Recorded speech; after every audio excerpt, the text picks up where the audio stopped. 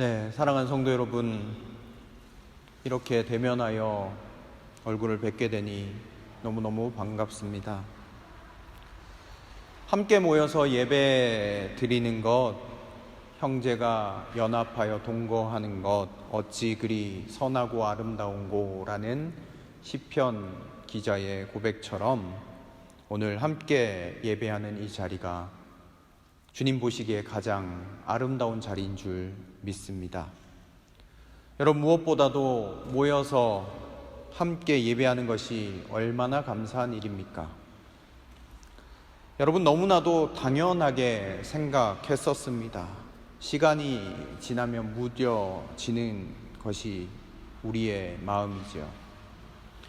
함께 모여서 언제든지 예배 드릴 수 있을 거야 라고 생각했지만, 그러나 코로나로 인해서 모든 것들이 통제되었습니다.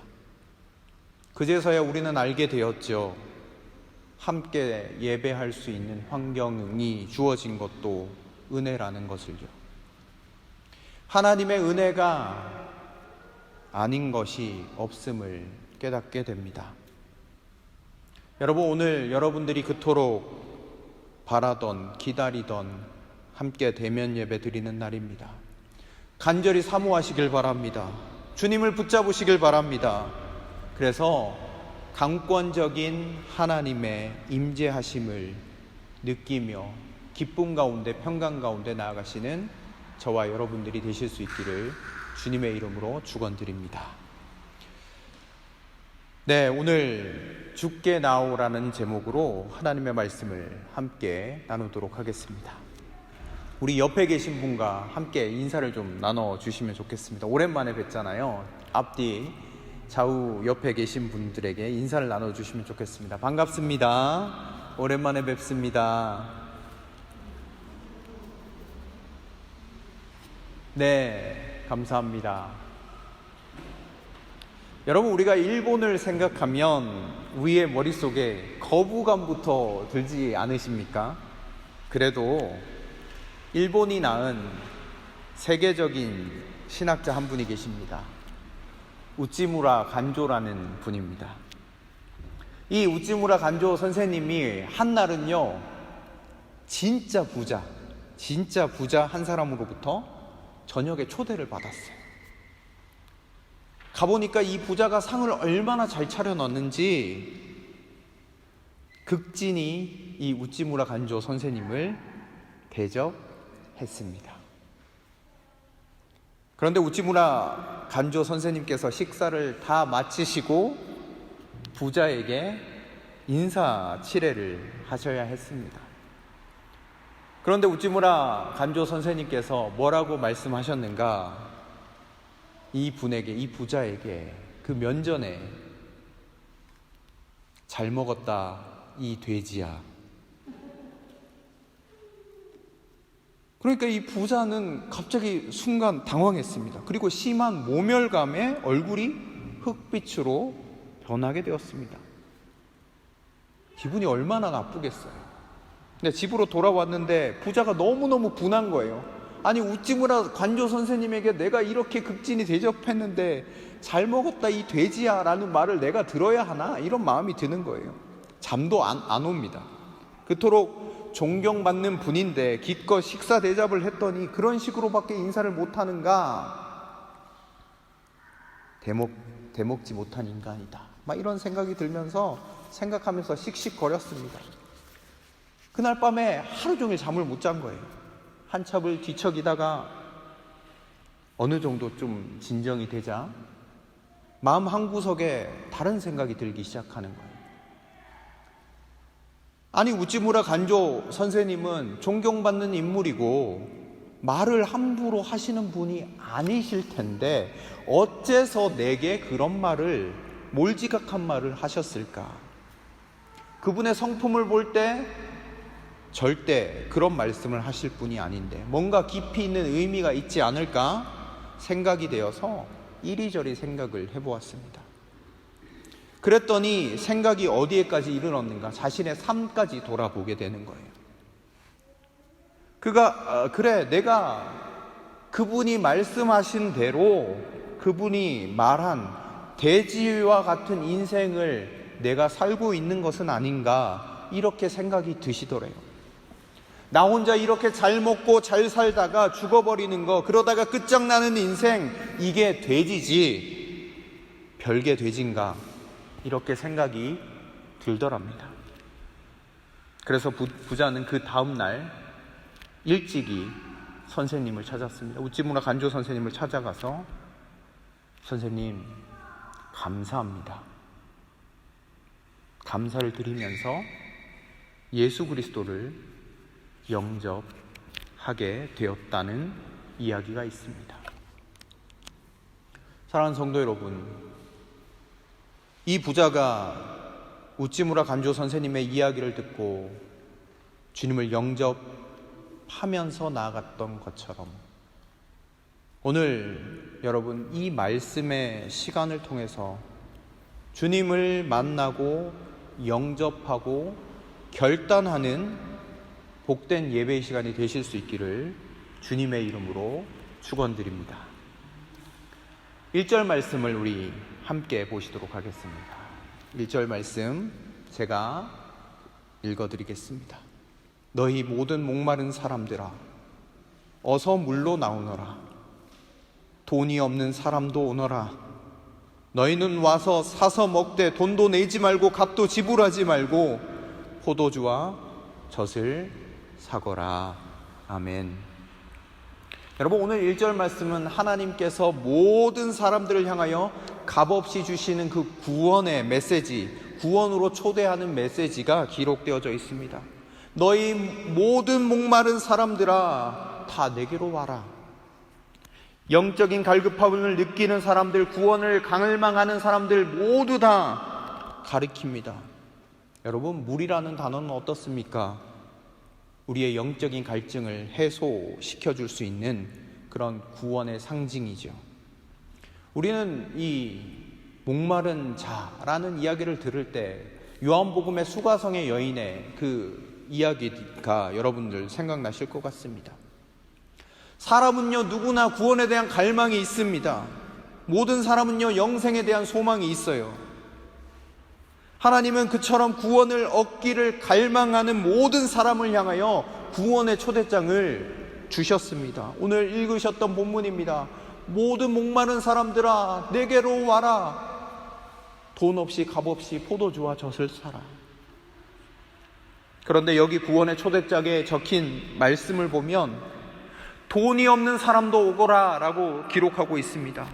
너희는 와서 사 먹되 돈도 내지 말고 값도 지불하지 말고 포도주와 젖을 사거라, 이렇게 말씀합니다. 그러나 세상은요, 돈이 없으면 아무것도 하지 못하는 삶이 우리 가운데 펼쳐지지 않습니까? 특히 요즘과 같은 시대를 한번 생각해 보시기 바랍니다. 물질주의가 팽배한 시대에 하고 싶은 일을 하고 사고 싶은 것을 사려면 반드시 돈이 필요하잖아요. 돈이 많으면 많을수록 자기가 원하는 것을 많이 가질 수 있다라고 생각하고 돈을 신처럼 섬기고 돈을 모으기에 혈안이 되어 있습니다.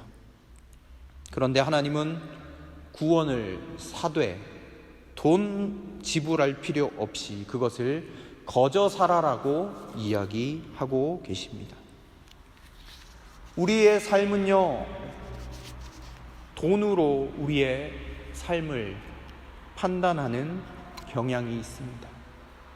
어떤 것이 비싸면 그것이 가치 있다라고 생각을 하고, 반면에 값없이 공짜로 주는 것이 있다라고 하면 가치 없다라고 여기는 것이 우리의 삶의 기준이죠.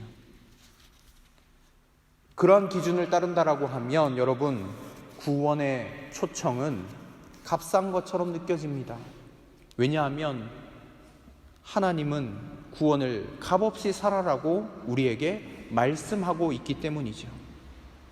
여러분, 신앙생활을 하다 보면요, 우리 마음 가운데도 그런 마음이 있습니다. 구원을 선물로 주셨다라고 이야기하는데, 값없이 주셨다라고 이야기하는데, 그 말씀을 대할 때마다 그렇지, 하나님께서 우리에게 당연히 주신 것이야, 이렇게 생각하는 경우들이 많이 있습니다. 값없이 우리에게 주어졌으니까 우리가 하나님이 베푸신 소중한 일들, 이 일들을 정말 가치 있게 생각하지 못하는 때가 많이 있는 것 같습니다. 그러면 여러분, 구원이 정말 가치 없는 것입니까? 여러분, 우리 스스로 한번 질문해 보시면 좋겠습니다. 우리가 스스로 구원할 수 없기 때문에, 우리의 공로로 이것을 할 수 없기 때문에 거저 주시는 것 아닙니까? 거저 주시지 않으면 인간이 결코 얻을 수 없는 것이기에 주님은 값없이 살아라고 이야기하고 계십니다. 여러분, 중세교회를 한번 생각해 보세요. 이 구원을 사고 팔았던 사건을 여러분 기억하실 겁니다. 베드로 대성당을 짓습니다. 돈이 모자릅니다. 그 성전을 짓기 위해서 면죄부를 판매하기 시작했습니다. 이런 죄를 지셨군요. 그러면 당신은 500유로를 내세요. 그리고 500유로를 내면 당신은 죄 용서를 받았습니다. 이런 면죄부를 줬습니다. 당신은 아주 나쁜 죄를 저질렀군요. 그러면 10,000유로를 내셔야 됩니다. 10,000유로 지금도 큰 돈인데 10,000유로, 10,000유로를 내셔야 합니다. 이렇게 하면 그 사람이 또 내는 거예요. 면죄부를 받기 위해서. 값으로 셀 수 없는 구원을, 고귀한 구원을 아주 싸구려 저질로 만들어 버렸습니다. 그래서 종교개혁이 일어났지 않습니까? 오직 은혜, 오직 성경, 오직 믿음으로 그렇게 나아갔습니다. 사랑하는 성도 여러분, 하나님께서 우리에게 이런 구원을 선물하시기 위해 치르신 대가가 무엇입니까? 당신의 사랑하는 아들 예수 그리스도를 우리에게 보내셨습니다. 하늘 영광을 버리시고 이 땅 가운데 오셨죠. 인간이 되시고 무수한 고통과 고난을 당하셨습니다. 결국 십자가의 죽임을 당하셨습니다. 이사야서 53장, 우리가 지난주에 읽었던 말씀이죠. 도살장에 끌려가는 어린 양처럼 채찍에 맞아서 죽어감에도 불구하고 잠잠하셨다라는 이야기가 기록되어져 있습니다. 여러분, 이것이 가치 없는 일입니까? 감히 우리가 값으로 살 수 없기 때문에 우리를 사랑하셔서 선물로 그냥 주시는 것입니다. 우리가 할 수 없기 때문입니다. 그래서 모든 자들아 와서 살아, 값없이 돈 없이 와서 살아라고 말씀하고 계십니다. 아울러 우리가 기억해야 하는 말씀이 있습니다. 오늘 본문에서 이 구원이 반드시 사야만 얻어진다라는 것으로 이사야 선지자는 표현하고 있습니다. 오늘 본문을 보시기 바랍니다. 하나님은 분명하게 와서 살아라고 말씀하고 계십니다. 여러분, 무엇을 사야 합니까? 그것은요, 바로 그리스도의 대속에 대한 믿음, 그것입니다. 우리가 지난주에 공동체적으로 슬픔을 당했습니다. 사랑하는 고 김경재 집사님을 천국으로 떠나 보냈습니다. 그 죽음 앞에서 우리는 모두 삶과 죽음에 대해서 다시 생각하게 되셨을 것입니다. 여러분, 우리는 누구나 다 구원의 초청장을 받았습니다. 그런데 예수 그리스도의 대속에 대한 믿음이 있는가 없는가, 그것은요, 우리의 마음, 우리의 결단, 우리의 의지가 필요한 것이죠. 여러분, 우리가 살다 보면 그 믿음이 흐려질 때가 있습니다. 그래서 여러분, 계속해서 질문을 던져보셔야 됩니다. 내가 믿음의 사람인가? 성경도 이야기합니다. 너희가 믿음 안에 있는가? 너희 자신을 계속해서 확증해라, 시험해라 라고 이야기하고 있습니다. 참으로 감사한 것은 사랑하는 고인을 먼저 보내기 전에 하나님께서 병원을 방문할 수 있는 은혜를 주셨습니다. 정말 이것이 은혜라고 생각합니다. 집사님이 말씀할 힘도 없으신 집사님께 다시 한번 구원의 메시지를 전해드렸어요. 예수 그리스도에 대한 믿음에 대해서 소개해드렸어요. 그리고 제가 여쭈어 봤습니다. 집사님, 예수님이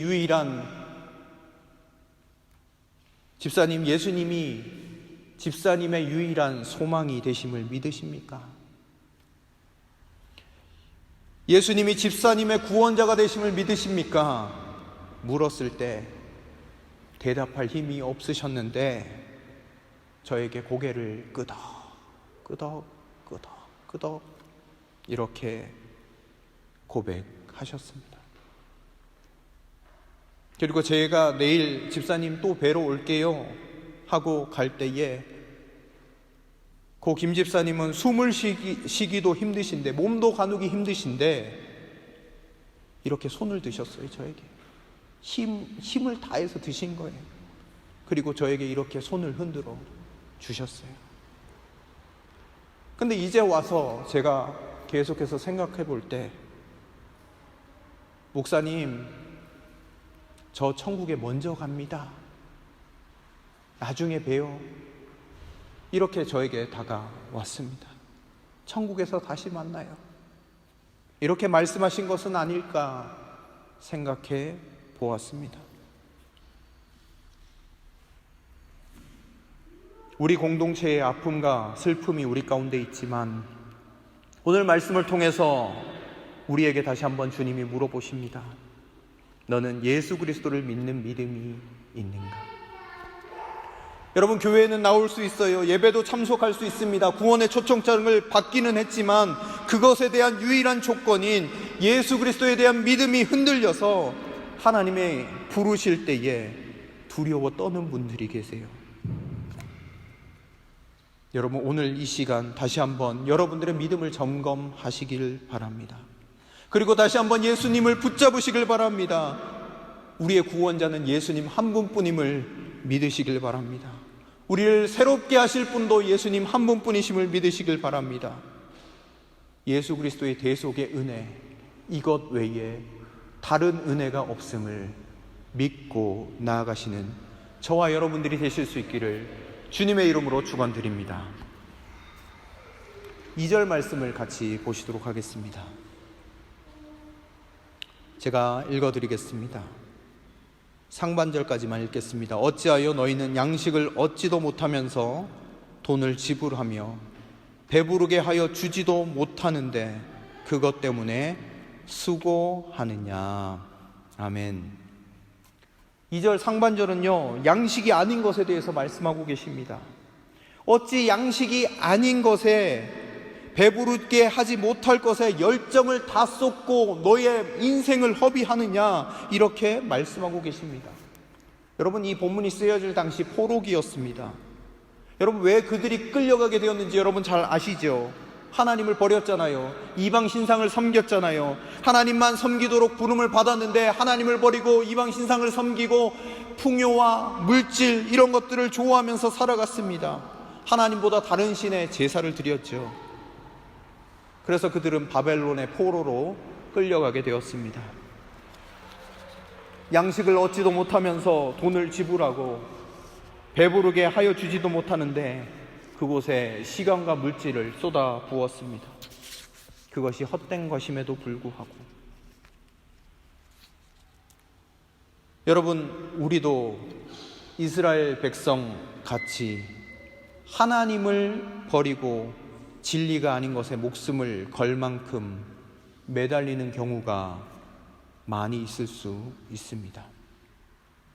제가 설교 준비를 하면서 현대인들이 하나님 대신에 돈을 사모하는 것을 이렇게 주기도문의 형식을 빌려서 풍자적으로 해석한 글이 있어서 좀 읽어드리겠습니다. 지갑에 계신 나의 돈님이여, 이름이 거룩히 여김을 받으시오며 돈이 판치는 세상이 임하셨사오니 소득이 부동산 투자에서 이루어진 것 같이 증권에서도 이루어지니이다. 오늘날 나에게 쓰고 남을 돈을 주옵시고 우리가 우리에게 빚진 자를 고소함같이 나의 진빚을 잊게 하옵시고 우리를 불황에 들게 마옵시고 다만 부도와 파산에서 구하옵소서. 대개 자본주의의 나라와 권세와 영광이 돈님께만 영원히 있사옵나이다. 돈내. 여러분, 풍자적인 이야기인 것 같지만 우리에게 많은 생각을 던져줍니다. 여러분, 우리의 모습 가운데 혹시 이런 모습은 없으십니까? 영원한 것이 눈앞에 있음에도 불구하고, 구원이 우리 눈앞에 있음에도 불구하고 영원히 배부르게 할 수 없는 것들을 추구하는 우리의 모습은 아닐런지 생각해 보게 됩니다. 사랑하는 성도 여러분, 우리의 인생을 한번 되돌아보시기 바랍니다. 우리의 인생은 무엇을 추구하고 여러분들이 살아가고 계신지요? 마지막으로 2절 하반절과 3절을 함께 살피도록 하겠습니다. 들어라, 내가 하는 말을 들어라. 그리하면 너희가 좋은 것을 먹으며 기름진 것으로 너희 마음이 즐거울 것이다. 너희는 귀를 기울이고 나에게 와서 들어라. 그러면 너희 영원히 살 것이다. 내가 너희와 영원한 언약을 맺겠으니 이것은 곧 다윗에게 베푼 나의 확실한 은혜다. 아멘. 오늘 본문을 보면요, 우리 주님이 우리에게 명령하고 계신 장면이 나옵니다. 들어라, 내가 하는 말을 들어라. 3절에 보면요, 너희는 귀를 기울여라, 나에게 와서 들어라, 이렇게 말씀하고 계십니다. 여러분, 무엇을 들으라는 말이죠? 하나님께서 하신 말씀을 들으라는 이야기입니다. 여러분, 성경에 보면 믿음은 어디에서 난다라고 이야기했습니까? 믿음은요, 하나님의 말씀을 들으면서 난다라고 성경에 기록되어져 있습니다. 바로 하나님께서 하신 이 모든 말씀이 우리의 영혼의 양식이 되고, 하나님의 말씀을 들음으로써 우리의 영혼이 소생케 되어진다라는 것을 이야기하고 있는 것입니다. 여러분, 우리가 음식 없이 살아가는 사람이 있습니까? 물론 다이어트 할 때는 음식을 굶기도 하죠. 그러나 여러분, 음식 없이 여러분의 인생을 지탱할 수 없습니다. 정상적인 삶을 살려고 하면 여러분, 음식을 섭취해야 되죠. 적정량의 음식을 섭취해야만 합니다. 그것이 우리의 육신입니다. 사람은 영과 육이 있잖아요. 우리 육신이 음식이 필요한 것처럼 우리의 영혼도 양식이 필요합니다. 그것이 바로 하나님의 말씀이죠. 하나님은 사람의 영혼을 지으실 때요, 우리를 지으실 때, 우리의 영혼을 지으실 때 당신의 말씀을 들음으로써만 생명을 유지하고 당신의 말씀을 듣고 순종하면서 나아갈 때에 기쁨을 누리도록 하셨다라는 거예요. 그러나 죄로 인하여 우리의 삶에 이 모든 것들이 어그러짐으로 말미암아 우리가 잘못된 판단을 내리고 하나님 없이도 살아갈 수 있다라고 고백하면서 그렇게 살아가지 않습니까? 성경은 모든 인간에 대해서 이렇게 이야기합니다. 허물과 죄로 죽었다라고 이야기합니다. 육체적으로 엄연히 살아있음에도 불구하고 실제적으로 그 영혼이 죽었기 때문에 허물과 죄로 죽었다라고 표현하고 있습니다. 여러분, 영과 육이 살아야 진짜 산 것입니다. 비록 육체는 살았다고 해도 영이 죽으면요, 그는 살았다 하지만, 살았다라는 이름을 가지고 있지만 실제로는 죽은 것입니다. 그런데 하나님은 그처럼 당신 말씀을 듣지 않는 영적으로 죽어있던 우리들에게 예수 그리스도를 보내어 주셨습니다. 다시 하여금 하나님의 말씀을 듣게 하여 주셨습니다. 말씀이 육신이 되어 우리 가운데 거하심에 우리가 그의 영광을 보니 아버지의 독생자의 영광이요 은혜와 진리가 충만하더라 라고 성경이 이야기하고 있습니다. 말씀이신 그리스도를 영접하고 그에게 듣는 자는 영적으로 다시 살 수 있음을 고백하고 있습니다. 그래서 오늘 본문은 들으라 라고 이야기하는 겁니다. 말씀을 들으라고 이야기합니다. 하나님의 음성을 들으라고 이야기합니다. 돌아오라라고 외치는 소리를 들으라고 말씀하고 있습니다. 여러분, 우리가 올 한 해 함께 결단하고 말씀을 읽고 있습니다. 여러분, 왜 말씀을 읽으십니까? 우리의 영혼이 살기 위해서입니다. 하나님의 말씀에 귀를 기울이기 위해서입니다. 그래야 우리의 영혼이 새 생명을 얻기 때문입니다. 예수님도 말씀하셨습니다. 살아계신 아버지께서 나를 보내심에 내가 아버지로 말미암아 사는 것 같이 나를 먹는 그 사람도 나로 말미암아 살리라. 이것은 하늘에서 내려온 떡이니 조상들이 먹고도 죽은 그것과 같지 아니하여 이 떡을 먹는 자는 영원히 살리라. 주님이 말씀하셨습니다. 말씀이신 그리스도, 생명의 떡이신 그리스도를 우리가 날마다 붙잡는 것, 생명의 떡을 날마다 섭취하고 나아가기 시작할 때 우리의 영혼도 살아나게 됨을 보게 될 것입니다. 우리는 말씀이신 그리스도 안에 머물러 말씀을 들을 뿐만 아니라 하나님의 말씀을 기록한 성경을 통해서 우리의 삶이 온전하게 변화될 줄로 믿습니다. 마지막으로 한 이야기를 들려드리고 설교를 맺으려고 합니다.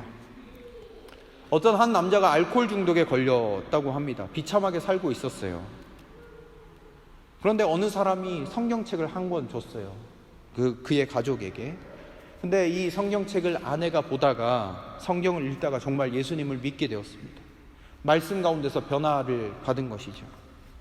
아내는 성경을 통해서 많은 위로를 받고 새 생명을 누리고 나아갔는데 남편은 변화받지 못했어요. 아내는 성경을 통해서 많은 위로를 받았는데 남편은 그러지 못했습니다.